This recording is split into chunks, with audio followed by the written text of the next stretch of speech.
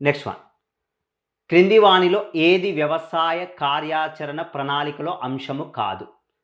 ఓకేనండి, which of the following is not component of agriculture renewal action plan?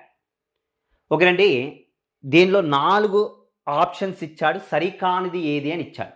దీనికి సంబంధించిందండి వ్యవసాయ పునర్కార్యాచరణ ప్రణాళిక అని ఇచ్చాడు. 2004వ సంవత్సరంలోనండి 2004లో 2004వ సంవత్సరంలో రైతుల యొక్క పరిస్థితి, రైతులు మరియు వ్యవసాయ రంగ పరిస్థితి మీద అధ్యయనం చేయమని కేంద్ర ప్రభుత్వము జాతీయ రైతుల కమిషన్ను ఏర్పాటు చేయటం జరిగింది. ఈ జాతీయ రైతుల కమిషన్కి అధ్యక్షుడు ఎవరండి అంటే ఎంఎస్ స్వామినాథన్. ఇతడు 2005లో తన రిపోర్టును సబ్మిట్ చేయటం జరిగింది. 2005లో తన రిపోర్టును నివేదికను ఇవ్వటం జరిగింది. టోటల్గా ఎన్ని పాయింట్స్ రికమెండేషన్ చేశాడండి అంటే 5 పాయింట్స్ రికమెండేషన్ చేశాడు. ఈ రిపోర్ట్ని ఏమన్నారండి అంటే అగ్రికల్చర్ రెన్యువల్ యాక్షన్ ప్లాన్, వ్యవసాయ పునర్కార్యాచరణ ప్రణాళిక అన్నాడు. మొత్తం ఎన్ని పాయింట్స్ ఇచ్చాడండి అంటే 5 పాయింట్స్.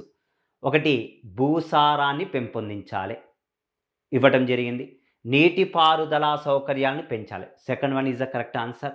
రుణము మరియు బీమా సదుపాయాలను ప్రతి రైతుకి వర్తింపజేయాలి అన్నాడండి. ఈ 3 పాయింట్స్తో పాటు 4వ పాయింట్ ఏమన్నాడండి అంటే ఈ 3 పాయింట్స్ ఇచ్చాడు వరుసగా. భూసారాన్ని పెంచాలి, నీటిపారుదల సౌకర్యాలు, రుణాలను మరియు బీమా పథకాలు ప్రతి రైతుకు వర్తింపజేయమన్నాడు.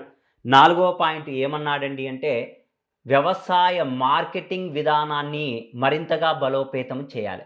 వ్యవసాయ మార్కెటింగ్ విధానమును మరింతగా బలోపేతం చేయాలి, మధ్యవర్తులను తొలగించాలి అన్నటువంటిగా ఒక పాయింట్ మెన్షన్ చేశాడు. నెక్స్ట్, ల్యాబుల్లో జరిగేటువంటి పరిశోధనలు ఎక్కడి వరకు రీచ్ కావాలండి అంటే ల్యాండ్కు రీచ్ కావాలి. పరిశోధనలు మొత్తము ల్యాబుల్లో జరిగేటువంటి పరిశోధనలు ఎక్కడి వరకు చేరాలండి అంటే ల్యాండ్ వరకు చేరాలి అని చెప్పి 5 పాయింట్స్ రికమెండేషన్ చేశాడు ఎంఎస్ స్వామినాథన్. లేనిది ఏది అంశము కాదు అని ఇచ్చాడు. ఆన్సర్ 1 ఏదండి అంటే first one is the correct answer. కానిది ఏది? ఇందులో పెట్టుబడుల గురించి అతడు ఇవ్వలేదండి.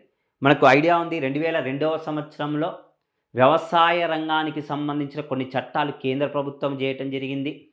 ఆ చట్టానికి వ్యతిరేకంగా రైతులు పోరాడారు. ఆ రైతులు ఏమని డిమాండ్ చేశారు? ఎంఎస్ స్వామినాథన్ ఇచ్చినటువంటి రిపోర్టును అమలు చేయండి మీరు అని చెప్పి డిమాండ్ కూడా చేయటం జరిగింది. అయితే ఇక్కడ ఈ 5 అంశాలతో పాటు మరో 2 అంశాలను చేర్చి మన మన్మోహన్ సింగ్ అప్పుడు ప్రధానమంత్రి 2006వ సంవత్సరంలో సెకండ్ గ్రీన్ రెవల్యూషన్, రెండవ హరిత విప్లవానికి పిలుపునిచ్చాడు. 2006లో రెండవ హరిత విప్లవానికి పిలుపునిచ్చాడు. ఎవరండి అంటే మన్మోహన్ సింగ్. ఎన్ని పాయింట్స్ రికమెండేషన్ చేశాడండి అంటే 7 పాయింట్స్ రికమెండేషన్ చేశాడు. మరో 2 పాయింట్స్ ఉన్నాయండి. ఆ 2 పాయింట్స్ కింద కామెంట్ సెక్షన్స్లో పెట్టండి. మీకు నేను రిప్లై ఇస్తాను. ఓకే, మరో 2 పాయింట్స్. మొత్తం ఎన్ని ఉన్నాయి? 5+2. 5 ఎవరిచ్చారు? ఆల్రెడీ ఎంఎస్ స్వామినాథన్ ఇస్తే దానికి అదనంగా 2 పాయింట్స్ యాడ్ చేశాడు. ఓకే, కింద కామెంట్ సెక్షన్లో చేయండి. ఓకే, నెక్స్ట్ మరొకటి నాబార్డుకు సంబంధించింది అడిగాడు. నాబార్డుకు సంబంధించింది కింది వానిలో ఏది సరికాదు అని ఇచ్చాడు. ఏది సరికాదు అనేటువంటిది ఇచ్చాడు. ఓకే అండి, సరికానిది ఏది నాబార్డుకు సంబంధించి? అది ఒక శిఖరాగ్ర మరియు పునర్పెట్టుబడి సంస్థ. అవసరమైన రైతులకు నేరుగా స్వల్పకాలిక రుణాలను సమకూర్చదు. సహకార రుణ సంఘాలు మూలధనాన్ని పెంచడానికి రాష్ట్ర ప్రభుత్వాలకు వీలు కల్పిస్తూ రాష్ట్ర ప్రభుత్వాలకు దీర్ఘకాలిక రుణాలను అందిస్తుంది. ఆర్ఆర్బి సహకార బ్యాంకులు ప్రాథమిక సహకార సంఘాలను తనిఖీ చేసే బాధ్యత ఉంది అని ఇచ్చాడు. నాబార్డు బ్యాంకులను తనిఖీ చెయ్యదండి. నాబార్డు ఎప్పుడు ఏర్పడింది? శివరామన్ కమిటీ సిఫారసుల మేరకు 1982లో ఏర్పాటు చేయడం జరిగింది. ఇది వ్యవసాయ రుణాలలో శిఖరాగ్ర రీఫైనాన్స్ ఇన్స్టిట్యూషన్. ఇది పరోక్ష రుణాలను ఇవ్వటం జరుగుతుంది. నాబార్డు ద్వారా వాణిజ్య బ్యాంకులు, సహకార బ్యాంకులకు, ఆర్ఆర్బీలకు, రీజనల్ రూరల్ బ్యాంక్స్కి రుణాలు వెళ్ళిపోతాయి. అక్కడి నుంచి రైతులకు అందుతాయి. అంటే పరోక్షపు రుణాలు అందుతున్నాయి. చూడండి, ఫస్ట్ 2 పాయింట్స్ కరెక్ట్గానే ఇచ్చాడు. First 2 points.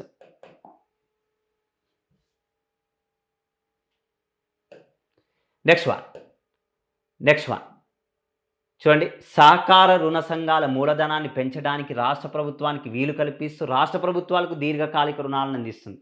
కరెక్టేనండి.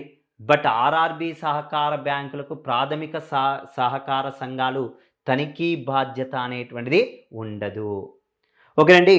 మనకు ఈ సంవత్సరం అగ్రికల్చర్ లోన్స్లో కనుక చూసుకున్నట్లయితే 2023-24 సంవత్సరాల్లోనండి, ఆర్థిక సంవత్సరాల్లో 2024 జనవరి నెల వరకు మన కేంద్ర ప్రభుత్వం మొత్తము ఎన్ని కోట్ల రుణాలను, వ్యవసాయపు రుణాలను మంజూరు చేసిందండి అంటే దాదాపుగా అండి 22,84,000 కోట్ల రూపాయలను మంజూరు చేసిందండి. 2024, 2023, 24 ఆర్థిక సంవత్సరాల్లో మనకు 2024 జనవరి నాటికి 22,84,000 కోట్ల రూపాయలను వ్యవసాయపు రుణాలను మంజూరు చేసింది. దీనిలో పంట రుణాలు అండి, పంట రుణాలు, స్వల్పకాలిక రుణాలు, షార్ట్ టర్మ్ లోన్స్ ఎంత టైం ఇస్తాడండి? 12 నుంచి 15 నెలల లోపట్ల ఇవ్వటం జరుగుతుంది. దీనికి ఎంతవరకు ఇవ్వటం జరిగిందండి అంటే 13,97,000 crores వరకు ఇవ్వటం జరిగింది. అదే టర్మ్ లోన్స్, మధ్యకాలిక దీర్ఘకాలిక రుణాలు, టర్మ్ రుణాలు అండి 9,17,000 కోట్ల రూపాయలను మంజూరు చేయటం జరిగింది భారత ప్రభుత్వము. ఓకేనండి. ఇది దేనికి సంబంధించిందండి అంటే అగ్రికల్చర్ అనేటువంటి టాపిక్కి సంబంధించింది. మరికొన్ని అంశాలు మరొక టాపిక్లో డిస్కషన్స్ చేద్దామండి.